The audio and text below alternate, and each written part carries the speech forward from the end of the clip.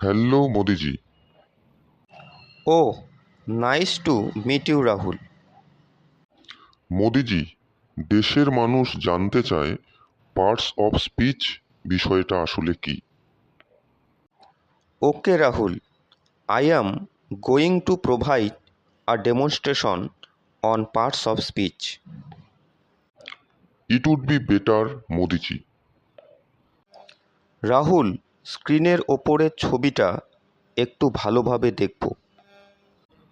এটা তো একটা মানুষের শরীরের ছবি, যেখানে প্রত্যেকটা অঙ্গ প্রত্যঙ্গকে আলাদা আলাদাভাবে চিহ্নিত করা রয়েছে।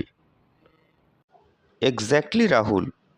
আর এই প্রত্যেকটা অঙ্গ প্রত্যঙ্গের সমন্বয়ে গঠিত হয় এই মানব শরীর।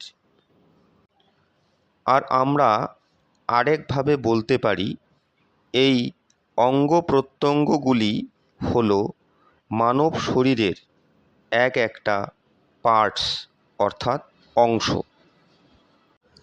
ইংরেজিতে বলতে পারি parts of human body. Similarly, একটা স্পিচ বা সেন্টেন্স যে সমস্ত শব্দ বা ওয়ার্ডস নিয়ে গঠিত, সেগুলি হলো ওই স্পিচ বা সেন্টেন্সের পার্টস বা অংশ। বিষয়টা আর একটু স্পষ্ট করবেন মোদিজি। অফকোর্স রাহুল। উদাহরণটা লক্ষ্য করো। They play football everyday. বাক্যটি যথাক্রমে চারটি ওয়ার্ডস বা শব্দ নিয়ে গঠিত, যথা দে প্লে ফুটবল এভরিডে। এই শব্দগুলোকে আমরা বিভিন্ন অঙ্গ প্রত্যঙ্গের সঙ্গে তুলনা করতে পারি এবং গোটা স্পিচটাকে হিউম্যান বডির সাথে তুলনা করতে পারি।